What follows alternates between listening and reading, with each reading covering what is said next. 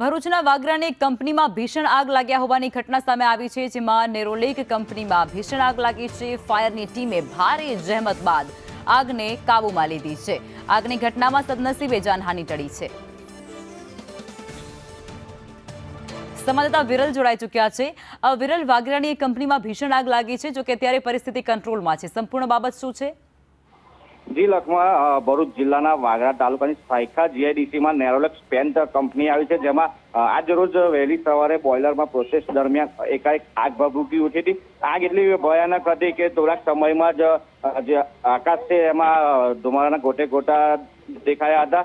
જો કે આગની ઘટનાની જાણ ફાયર બ્રિગેડને કરવામાં આવતા તાત્કાલિક ફાયર બ્રિગેડની ગાડીઓ ઘટના સ્થળે દોડી હતી અને સતત પાણીનો મારો અને ફોર્મનો મારો ચલાવી આગને કંટ્રોલમાં લઈ લેવામાં આવી હતી। હાલ આગ ઉપર સંપૂર્ણ કંટ્રોલ લેવામાં આવ્યો છે અને હાલ કુલિંગની પ્રક્રિયા હાથ ધરાઈ છે। જો કે આગમાં સદનસીબે કોઈ જાનહાનિ નોંધાઈ હતી।